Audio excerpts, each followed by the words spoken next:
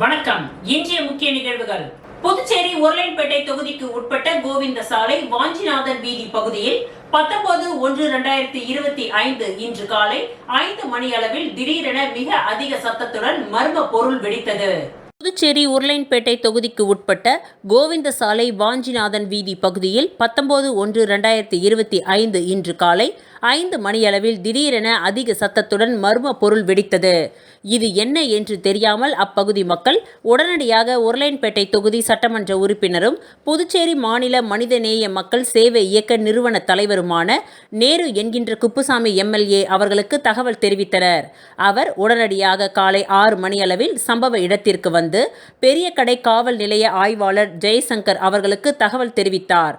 உடனடியாக காவல்துறை அதிகாரிகள் விரைந்து வந்து வெடித்தது மர்ம பொருளா அல்லது தற்பொழுது உருளையன்பேட்டை தொகுதி அமைதியாக உள்ளது என சில அரசியல் காழ்ப்புணர்ச்சி காரணமாக யாரேனும் சமூக விரோதிகளை ஏவி விட்டு வெடிகுண்டு வெடிக்க செய்தார்களா என்று காவல்துறையினரை விசாரணை மேற்கொண்டனர். உடனடியாக விசாரணை மேற்கொண்டு சம்பந்தப்பட்ட சமூக விரோதியை கைது செய்து சிறையில் அடைக்குமாறும், மேலும் இதுபோன்ற சம்பவங்கள் இனி ஏதேனும் நடைபெற்றால் காவல்துறையை கண்டித்து போராட்டங்கள் நடத்தப்படும் என சட்டமன்ற உறுப்பினர் நேரு என்கின்ற குப்புசாமி எம்எல்ஏ அவர்கள் தெரிவித்து, இது அரசியல் சமூக விரோதிகளின் செயலாக இருக்கும் என அப்பகுதி மக்களுக்கு ஆறுதல் கூறினார். மேலும் சம்பவ இடத்தில் உருளையன்பேட்டை சேர்ந்த மனித நேய மக்கள் சேவை இயக்கத்தை சேர்ந்த நிர்வாகிகளும் பிரமுகர்கள் பலர் உடன் இருந்தனர்.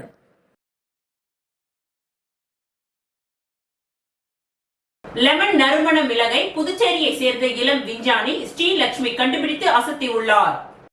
புதுச்சேரி கூடப்பாக்கத்தை சேர்ந்த வெங்கடபதி ஆராய்ச்சியின் மூலம் கனகாம்பர பூவில் பல 100 வகையான செடிகளை உருவாக்கி சாதனை படைத்தவர். இந்திய அரசு இவருக்கு பத்மஸ்ரீ விருது வழங்கி கௌரவித்தது. இவரது மகள் ஸ்ரீலட்சுமி வயது 32, MBA பட்டதாரி. ஸ்ரீலட்சுமி தந்தையுடன் சேர்ந்து விவசாயத்தில் பல ஆராய்ச்சிகளை மேற்கொண்டு வருகிறார்.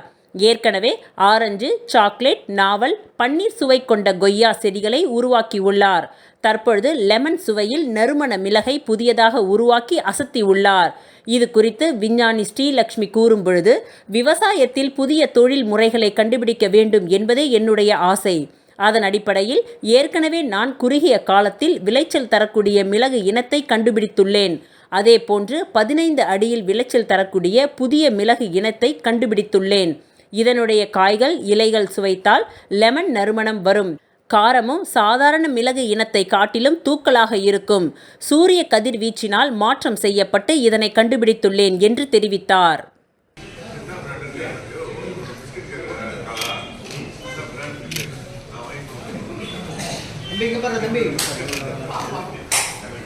இந்த புது கண்டுபிடிப்பு பார்த்தீங்கன்னா இயற்கையோட சூரிய ஒளி மூலமா இது கதிர்வீச்சு மூலமா மாறி இருக்கு. அதாவது இந்த இலையை பறிச்சு நம்ம சாப்பிட்டாலும் லெமன் ஃப்ளேவர் வரும், அந்த காயை பறிச்சு நம்ம சாப்பிட்டாலும் லெமன் ஃப்ளேவர் வரும். இது வரைக்கும் இந்த மாதிரி ஒரு ஃப்ளேவர் மிளகுல வந்ததே கிடையாது. இதுதான் முதல் பதிவு. அது மட்டும் இல்லாம நம்ம சயின்டிஸ்ட் எல்லாருமே ஏதாவது ஒன்று கண்டுபிடிச்சோன்னா அது கம்பல்சரி அது அப்போ ஒரு ஸ்டேபிளா இருக்கும், அதுக்கப்புறம் மாறதுக்கு சான்ஸ் இருக்கு. இது அந்த சடுதி மாற்றம் சூரியன் மூலம் ஏற்பட்டதுனால இது மாறதுக்கு சான்ஸ் இல்லை. கடைசி வரைக்கும் இதோட ஃப்ளேவர். என்னுடைய மகன் வயசு 10. அந்த நேரத்தில் அப்துல் கலாம் எங்களை கூப்பிட்டார். இந்த காலத்தில் யாரையும் கூப்பிட மாட்டார். நேராக போனேன், ரெட்டியார் நீ விவசாயத்துக்காக உழைக்கணும், நான் அப்படியே கூப்பிட்டு நீ விவசாயத்துக்கு வாங்கன்னு கல்பாக்கம் அட்டாமிக்கில் போகிறதுக்கு அனுமதி வாங்கி கொடுத்தாரு. இன்றைக்கி விவசாயத்தில் எல்லாரும் விட்டுட்டு வராங்க. ஆனால் விவசாயத்தில் கோடீஸ்வரன், மில்லியன் கோடீஸ்வரன் பணம் சம்பாதிக்கலாம். நான் சின்ன வயசில் எச்சலையிலேருந்து சாப்பிட்டவன், தெருவில் படுத்துங்க இருந்தவன், பிளாட்ஃபார்மில் படுத்துக்கிறதும் இன்றைக்கி 50 லட்ச ரூபா டேக்ஸ் கட்டுற அளவுக்கு என்னுடைய விவசாயம் டெவலப் ஆகியிருக்கு. அதே மாதிரி புதிய புதிய இனங்கள் கண்டுபிடிக்கணும். அது எப்படின்னா, விவசாய இயக்குனர் இருக்கார், விஞ்ஞானிகள் பார்த்து கண்டுபிடிக்கக்கூடிய இனம் தங்கும் இனமாக இருக்கும், ஆனால் தங்காத இனமாக ஆகிவிடும். சூரிய ஒளியிலிருந்து, கதிர்வீச்சிலிருந்து மியூட்டேஷன் ஏற்படும், சடுதி மாற்றங்கள். அது உலகம் இருக்கும் வரையில் இருக்கும். அதுக்கு ஒரு உதாரணம், குஞ்சி தேவி குடிச்சிட்டுனா சூரிய பகவான் போட்டாங்க, ஆசைப்பட்டார், எப்படி கர்ணன் வந்தான். அதே போல் சடுதி மாற்றம் சூரியனுக்கு உண்டு. அதுபோல் எங்களுடைய தோட்டத்தில் ஒரு செடி இருந்தது, ஐயா வந்துட்டு போன வித்தியாசமாக இருந்தது. அப்பா என்னப்பான்னாங்க. ஏமா இதை நம்ம டெஸ்ட் பண்ணி பார்க்கணும். இலையை பச்சிச்சு மூந்து பார்க்கணும்னா இப்போ லெமன் வாசனை அடிக்குதுன்னா எனக்கே ஒரு மாதிரியாக இருந்துச்சு. சரி காய் எடு, அதை வாயில் போட்டுப்பார், லெமன் வாசனை. இதை இந்திய மக்களுக்காக இன்னைக்கு நம்ம நீதி அரசர், ஒரு சட்டசபைனாலே அவர் தான் நீதி அரசர். நீதி அரசரை பற்றி ஒன்று சொல்கிறேன். இவருக்கு ஒரு தண்டனை கொடுத்தா சுப்ரீம் கோர்ட்டால் கூட தலையிட முடியாது. அதனால தான் இவருக்கு நீதி அரசர்னு பேர் வந்தது. அந்த நீதி அரசனுடைய அனுமதியை வாங்கிட்டு உங்ககிட்ட எல்லாருக்கிட்டையும் ஒரு மிளகு கொடுப்பேன். அந்த மிளகு ஆரஞ்சு வாசனை இருக்குமானால் இது உலக அளவில் அவர் நேம் இருக்கும். இவர் இருக்கிறமோ இன்னும் 100 ஆண்டுகள் வாழறமோ, அவர் 1000 ஆண்டுகள் வாழறாரோ, ஆனால் ரெக்கார்டில் இருக்கும். நான் கடைசி வரையும் விவசாயத்துக்கு உழைத்து கொண்டே இருப்பேன். இப்போ ஒரு முக்கியமான செய்தி சொல்கிறேன். இந்த செய்தி நடக்கலாம், நடக்காமல் போகலாம். 26ஆம் தேதி இந்த ரூமில் ஒரு நிகழ்ச்சி நடக்கும் என்று ஆண்டவன் கிருபையால் நினைக்கிறேன். அதுக்கு முற்றிலுமாக துணையாக இருப்பவர் ஐயா தான். அதை இப்போ எதையும் சொல்லக்கூடாது. 26ஆம் தேதி நடக்கலாம், நடக்காமல் போகலாம். ஒரு குட் நியூஸ். நன்றி, வணக்கம். புதுச்சேரி தர்ம சம்ரக்ஷன் சமிதி சார்பில் 6ஆம் ஆண்டு ராதா மாதவா திருக்கல்யாணம் நடைபெற்றது. புதுச்சேரி தர்ம சம்ரக்ஷன் சமிதி சார்பில் 6ஆம் ஆண்டு ராதா மாதவ திருக்கல்யாண மகோற்சவம் லாஸ்பேட்டை ஈசிஆர் சாலையில் உள்ள விவேகானந்தா மேல்நிலைப் பள்ளியில் நேற்று துவங்கியது. இதனை ஒட்டி கணபதி பூஜை, தோடையமங்கலம், குரு கீர்த்தனை, அஷ்டபதி பஜனை, பஞ்சபதி உபசார கீர்த்தனை நடைபெற்றது. கலை மாமணி கல்யாணராமன் பாகவதர் தலைமையில் திவ்ய நாம சங்கீர்த்தனம் பஜனை நடைபெற்றது. இந்நிகழ்ச்சியில் திரளான பக்தர்கள் கலந்து கொண்டு சுவாமியை வழிபட்டனர்.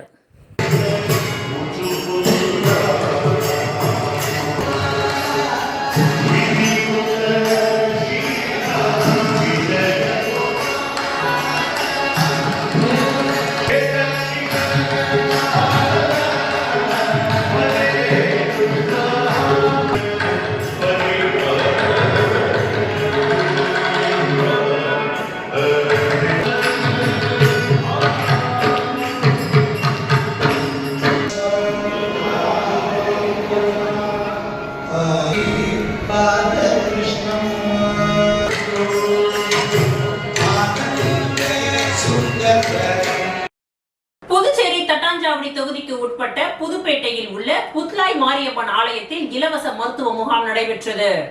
புதுச்சேரி தட்டாஞ்சாவடி தொகுதிக்கு உட்பட்ட புதுப்பேட்டையில் உள்ள புத்லாய் மாரியம்மன் ஆலயத்தில் புதுப்பேட்டை இளைஞர்கள் நல சங்கம், ஸ்ரீ ஆஞ்சநேய ஆன்மீக சேவா சங்கம் மற்றும் பிம்ஸ் மருத்துவமனை இணைந்து இன்று இலவச மருத்துவ முகாம் நடைபெற்றது. இந்த முகாமில் கலந்து கொண்ட பொதுமக்களுக்கு பொது மருத்துவம், காது, மூக்கு, தொண்டை, எலும்பு மருத்துவம், கண் மருத்துவம், பொது அறுவை சிகிச்சை, மகப்பேறு மருத்துவம், சமூக மருத்துவம் உள்ளிட்ட பல்வேறு பரிசோதனைகள் செய்யப்பட்டு அவர்களுக்கு ஆலோசனைகளும் மருந்துகளும் மாத்திரைகளும் வழங்கப்பட்டது. இதில் ஏராளமான பொதுமக்கள் கலந்து கொண்டு பயன்பெற்றனர்.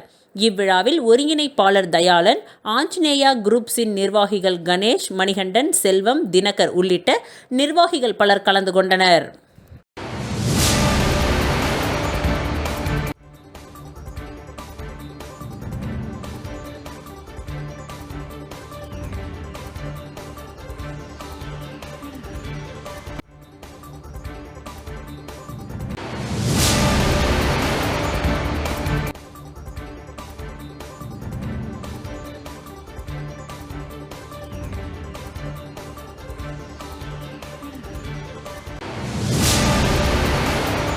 முதலியார்பேட்டையில் பிரதமர் நரேந்திர மோடியின் மனதின் குரல் நிகழ்ச்சி ஒளிபரப்பப்பட்டது.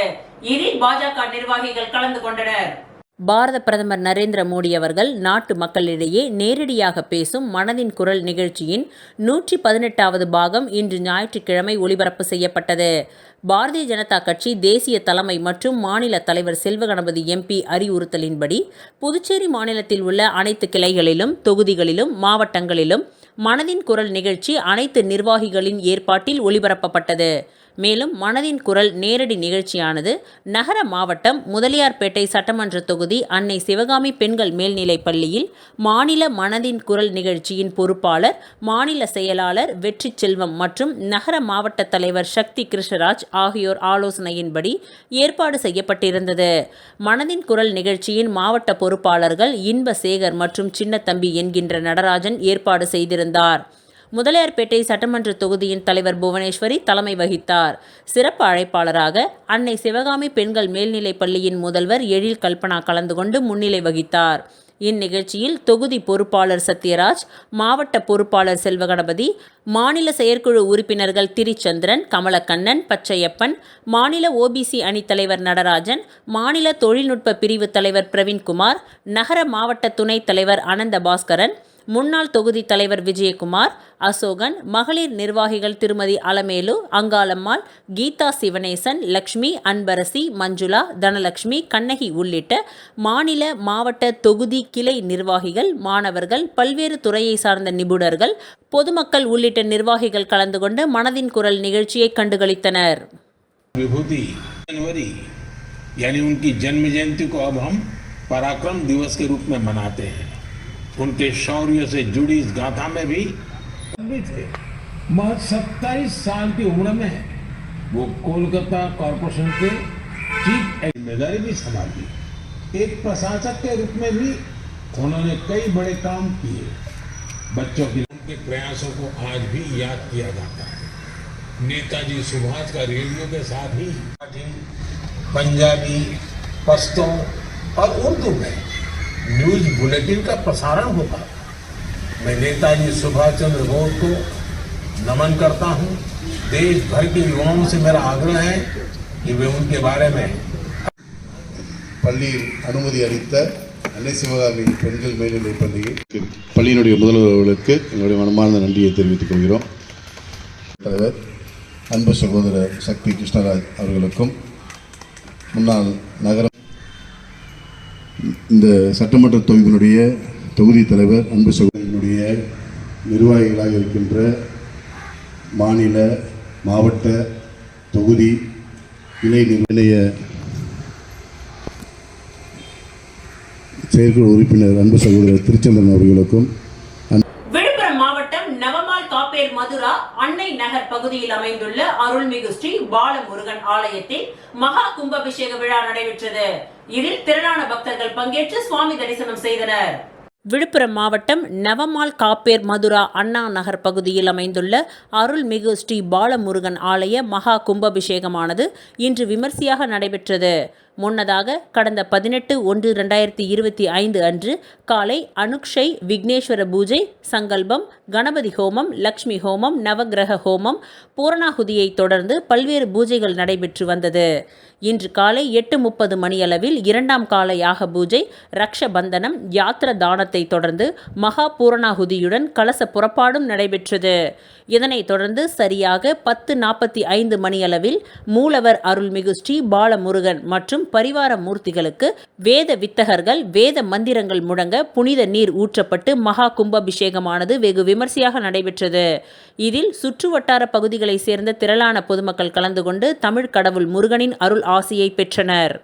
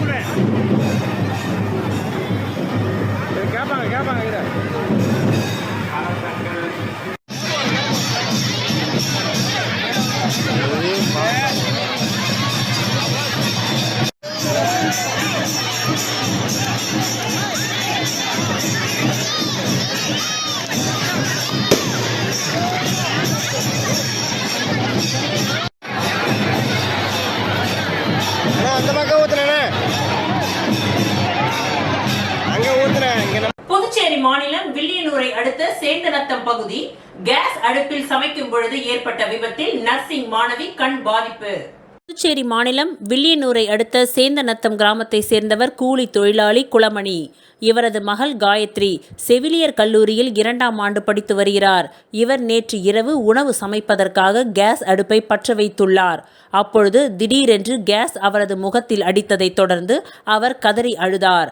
இதனை கேட்ட வீட்டில் இருந்தவர்களும் பக்கத்து வீடுகளில் இருந்தவர்களும் அலறி அடித்து ஓடி வந்தனர். உடனடியாக வில்லியனூர் காவல் நிலையத்திற்கு தகவல் தெரிவிக்கப்பட்டது. சிலிண்டர் வெடித்துவிடும் என்று அச்சத்தின் காரணமாக உடனடியாக தீயணைப்பு துறைக்கும் தெரிவிக்கப்பட்டது. அடுத்த சில நிமிடங்களில் வில்லியனூர் போலீசாரும் தீயணைப்பு வாகனத்தில் வீரர்களும் விரைந்து வந்தனர். அவர்கள் கேஸ் வெளியேறி கொண்டிருந்த சிலிண்டரை பத்திரமாக மீட்டனர். அதே வேளையில் கேஸ் அடித்து பாதிக்கப்பட்ட காயத்ரியை தனியார் மருத்துவமனைக்கு அனுப்பி வைத்தனர். மருத்துவர்கள் அவருக்கு ஒரு கண் பாதிக்கப்பட்டு இருப்பதாக தெரிவித்து உயர் சிகிச்சைக்கு அரசு மருத்துவமனைக்கு அனுப்பி வைத்தனர். போலீசார் விசாரணை மேற்கொண்டதில் அடுப்பின் ரெகுலேட்டர் பழுதாகி மாற்றப்படாமல் இருப்பதே விபத்திற்கு காரணம் என்று தெரிய வந்தது. இதனைத் தொடர்ந்து தீயணைப்பு வீரர்கள் பொதுமக்களின் அச்சத்தை போக்கி புறப்பட்டனர். வில்லியனூர் போலீசார் வழக்கு பதிவு செய்தனர். இது பற்றி மருத்துவமனையில் காயத்ரிக்கு சிகிச்சை அளிக்கப்பட்டு வருகின்றது.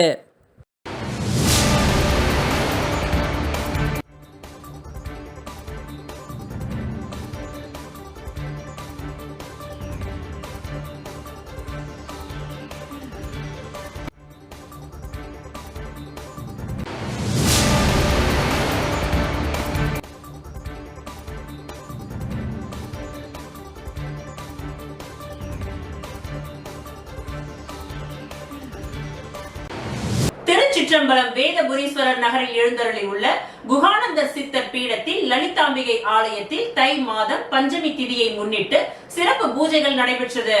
விழுப்புரம் மாவட்டம் வானூர் வட்டம் திருச்சிற்றம்பலம் வேதபுரீஸ்வரர் நகரில் அமைந்துள்ள குகானந்தர் சித்தர் பீடத்தில் எழுந்தருளி அருள்பாலித்து கொண்டிருக்கும் அன்னை ஓம் ஸ்ரீ லலிதாம்பிகை திதி நித்திய ராஜ மாதாங்கி கால பைரவர் பத்ரகாளி மகா வராகிக்கு தை மாதம் பஞ்சமி திதியை முன்னிட்டு சிறப்பு பூஜைகள், அபிஷேகம், வாசனை திரவியங்கள், மஞ்சள் தூள், குங்குமம், பால், தயிர், இளநீர், கரும்புச்சாறு, நாற்றங்க பைத்திய மாவு, அரிசி மாவு, பஞ்சாமிரதம், சந்தனம், பன்னீர், விபூதி, ஸ்வர்ணம், நகையால் அபிஷேகம், பூரண கும்பாபிஷேகம் நடைபெற்று விசேஷ அலங்காரத்தில் அர்ச்சனை, மகா ஆரத்தி, பிரசாதம் வழங்கப்பட்டது. மாதத்தில் ஒருமுறை பஞ்சமி திதி காலத்தில் அன்னை வராகியை வழிபட்டால் தீராத கடன், கல்யாணம், புத்திர பாக்கியம், உத்தியோகம், பில்லி, சூனியம், ஏவல், செய்வினை, பூமி சம்பந்தப்பட்ட வழக்குகள், பூமியில் விளைச்சல், விலை ஏற்றம், கோர்ட் சம்பந்தப்பட்ட வழக்குகள் அனைத்தும் நிவர்த்தியாகும். தேங்காய் தீபம் ஏற்றி விராலி மாலை சார்த்தி அர்ச்சனை செய்தால் அனைத்து விதமான பிரச்சனைகளும் தீர்வு காணும். ஜெய் வராகி விழாவை ஏற்பாடு செய்த ட்ரஸ்ட் நிர்வாகிகள் மற்றும் ஸ்ரீ வித்யா வராகி உபாசகர் ஸ்ரீ ஸ்ரீ ஸ்ரீ சக்தி சுவாமிகள் தலைமையில் நடைபெற்றது. மற்றும் பக்தர்கள் அனைவருக்கும் அன்னதானம் வழங்கப்பட்டது.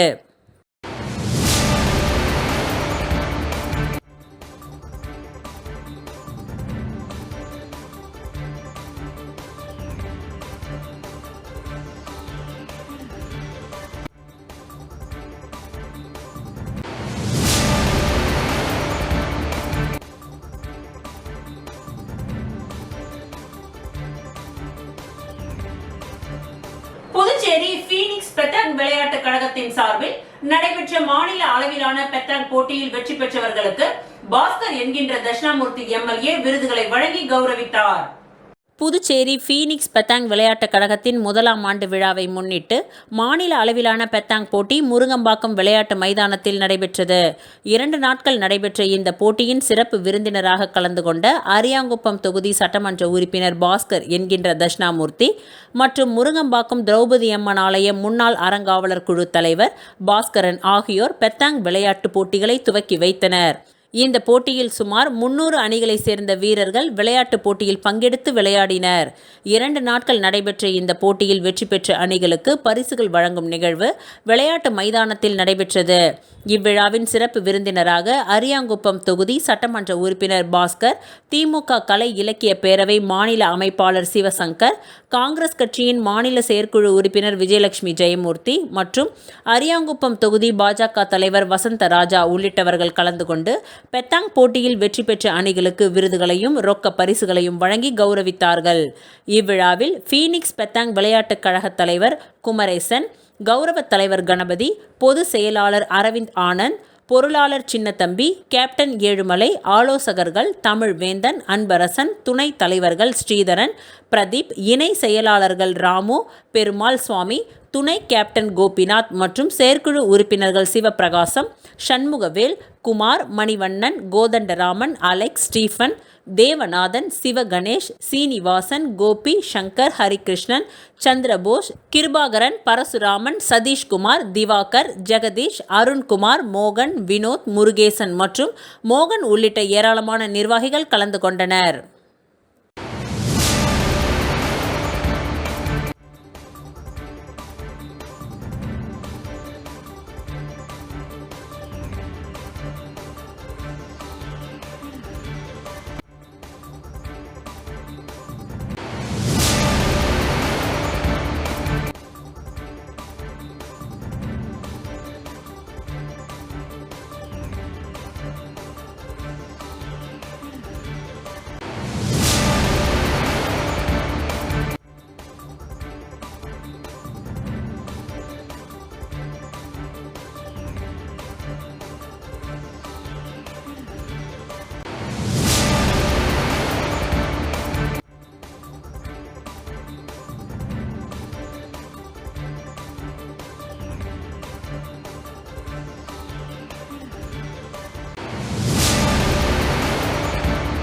இத்துடன் இன்றைய நிகழ்வுகள் நிறைவடைந்தன. நன்றி, வணக்கம்.